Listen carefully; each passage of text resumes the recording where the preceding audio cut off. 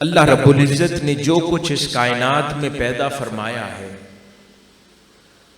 اور جو کچھ آگے پیدا فرمائے گا، اس میں کوئی بھی شے نہ تو بے مقصد ہے نہ بے وجہ ہے۔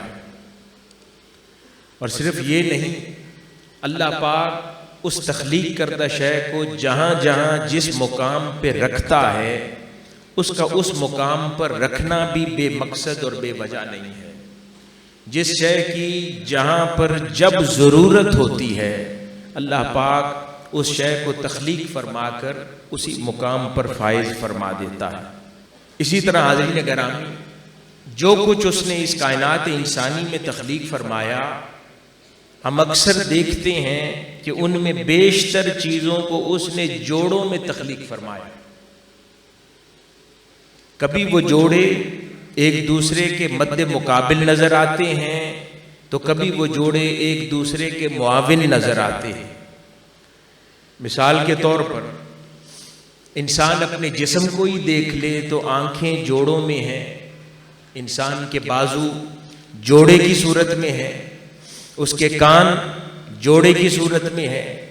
غرض انسان نگاہ دوڑاتا جائے اپنے ارد گرد کے ماحول پر تو اس کو یہ بات اظہر من الشمس ہو جائے گی کہ جو کچھ اس نے تخلیق فرمایا عموماً ان کو وہ جوڑوں میں تخلیق فرماتا ہے، یا وہ ان چیزوں کو جمع فرماتا ہے کچھ اور چیزوں کے ساتھ جو بھی مقصد ہوتا ہے اس کے مطابق۔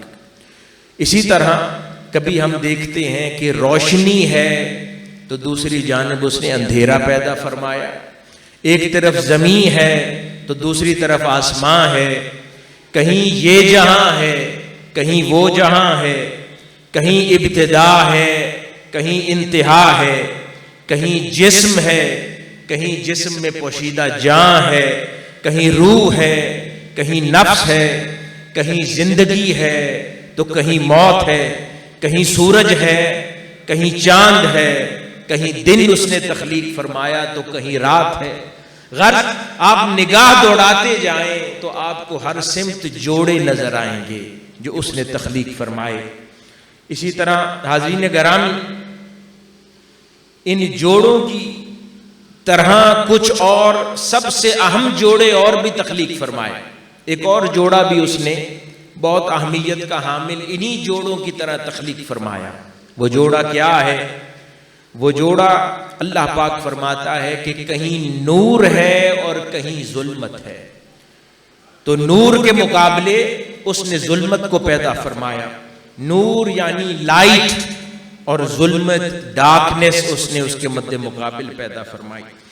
اور اگر ان دو حقیقتوں میں فردر ڈوبا جائے، ان میں غور کیا جائے تو اس نور اور ظلمت کے تابع کئی اور جوڑے نظر آتے ہیں۔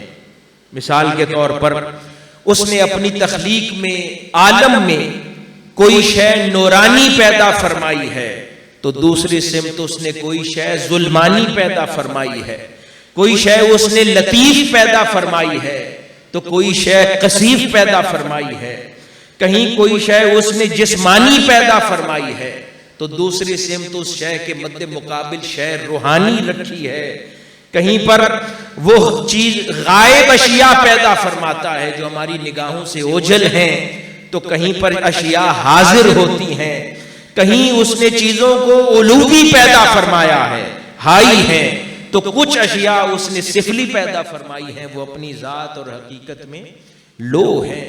تو غرض اللہ پاک اشیاء کو ایک دوسرے کے مد مقابل پیدا فرماتا چلا جاتا ہے، اور کبھی وہ مد مقابل ہے تو کبھی وہی جوڑے ایک دوسرے کے معاون ہوتے چلے جاتے ہیں۔